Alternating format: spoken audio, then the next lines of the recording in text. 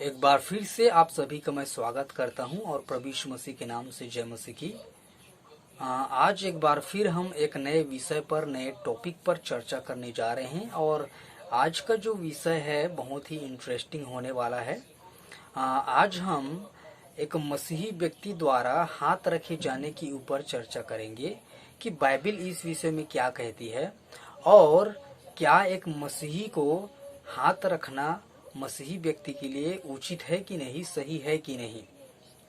देखिए, बहुत सारे लोग जो है इस विषय में प्रश्न करते हैं और बहुत सारे लोग झिझकते भी हैं हाथ रखे जाने के विषय में, और इसके साथ ही साथ बाइबल के कुछ वचनों को लेकर के भी वो प्रश्न खड़ा करते हैं और संदेहात्मक रूप से वे अपना विचार व्यक्त करते हैं।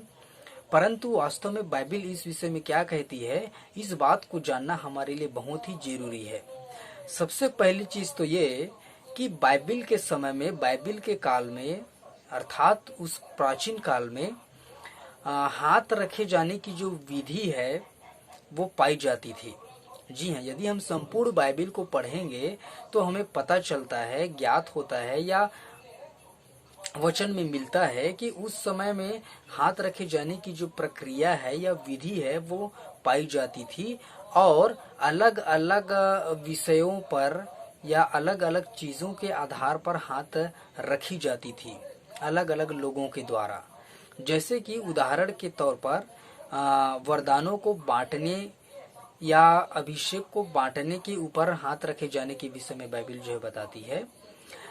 इसके साथ ही साथ बीमारों को चंगा करने या उनके लिए प्रार्थना करने पर हाथ रखे जाने के विषय में बाइबल जो है बताती है या बाइबल में वर्णन मिलता है। इसके साथ ही साथ दुष्ट आत्माओं को निकालने के विषय में भी हाथ रखे जाने का वर्णन हमें बाइबल में मिलती है।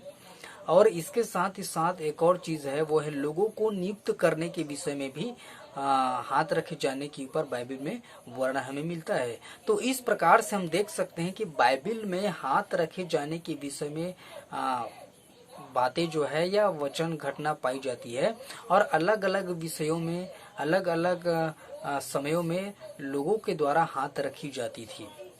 और एक सबसे बड़ा प्रश्न जिसे मसीही लोग जो है उठाते हैं वो पहला तीमुथियुस उसका 5वां अध्याय 22 आयत समथिंग में पाया जाता है। और वहां पर पौलुस लिखता है कि किसी पर शीघ्र हाथ नहीं रखना। और इसको लेकर के मसीही लोगों के बीच बहुत सारे विवाद जो है पाए जाते हैं और कहते हैं कि यहाँ पर तो मना किया गया है इसलिए हाथ नहीं रखना चाहिए या ये उचित नहीं है। बट सबसे पहली बात हमें जानने की आवश्यकता है वो ये कि पौलुस यहाँ पर किस विषय में लिख रहा है और क्यों लिख रहा है ना। जब तक हम उस बैकग्राउंड को नहीं समझेंगे तब तक हम नहीं जान पाएंगे कि ये किस विषय में है और क्यों मना किया गया है ना। जबकि हम इतने सारे विषयों में हाथ रखे जाने के ऊपर बाइबल में वर्णन देखे हैं तो फिर गलत क्यों हो सकता है ना। गलत नहीं हो सकता। सबसे पहली चीज ये कि ये जो वचन है तीमुथियुस की पत्री 5 अध्याय में जो पाया जाता है, यदि हम उसके ऊपर और नीचे को पढ़ें, इवन यदि हम इस पूरे लेटर को पढ़ें तीमुथियुस की पत्री को, तो और भी ज्यादा अच्छे तरीके से समझ में आएगी। एक्चुअली में पौलुस जो है यहाँ पर किसी व्यक्ति को नियुक्त करने के विषय में लिख रहा है, न कि दुष्ट आत्माओं को निकालने के विषय में। जैसे कि बहुत सारे लोग ये समझते हैं और समझते होंगे कि दुष्ट आत्माओं को निकालने के विषय में होगी, बट ऐसी बात नहीं है।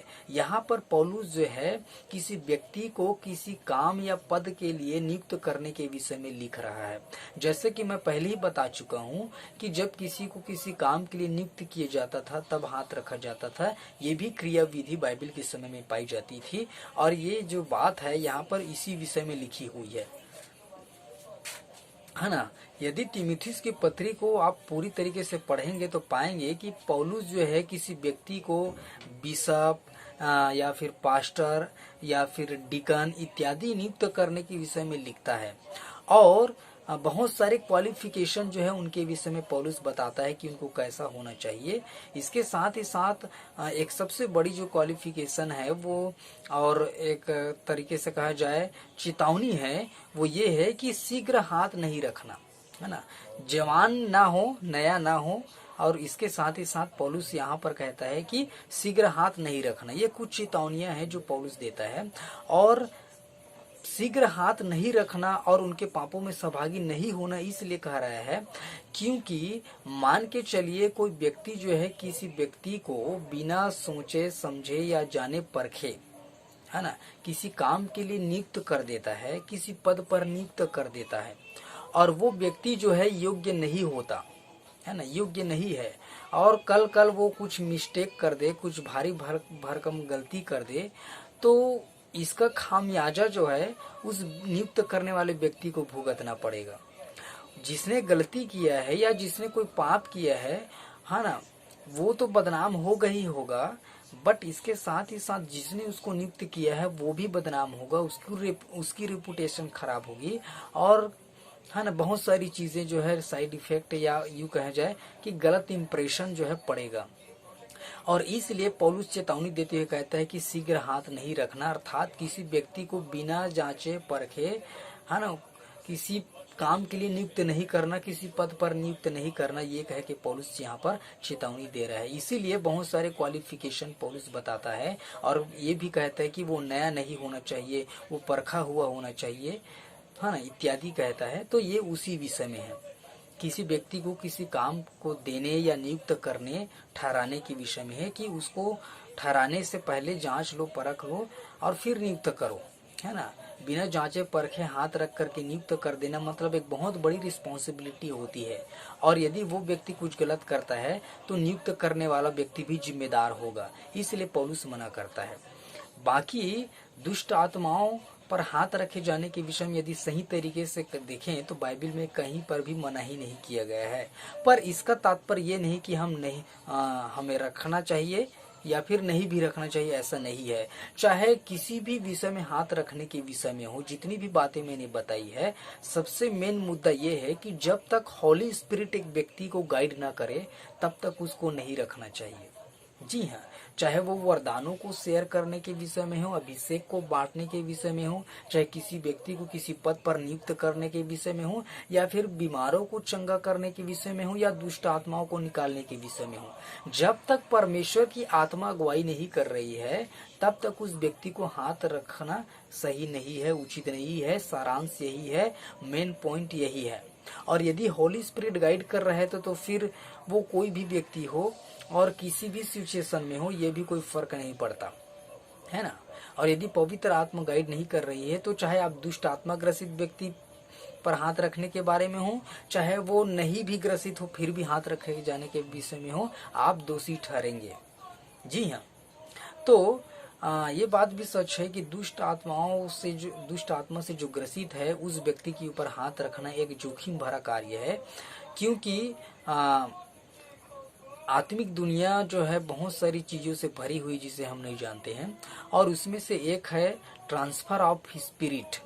ट्रांसफर ऑफ स्पिरिट, जब कोई व्यक्ति जो है किसी दुष्ट आत्माग्रस्त व्यक्ति पर बिना पवित्र आत्मा के अपनी समझ बुद्धि के आधार पर हाथ रखता है तो उसके अंदर जो दुष्ट आत्मा है वो ट्रांसफर भी हो सकती है ना।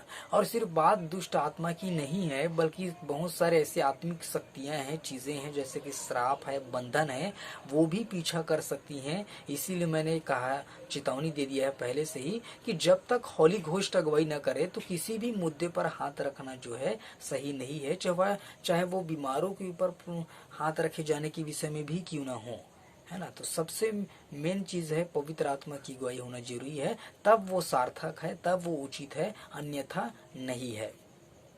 आई होप कि ये जो बातें हैं, प्रश्न है या वचन है, आपको उचित तरीके से समझ में आई होंगी, और मैं आशा करता हूँ आप इसके द्वारा आशीषित हुए होंगे। परमेश्वर आपको आशीष दे और भी समझ दे, बुद्धि दे।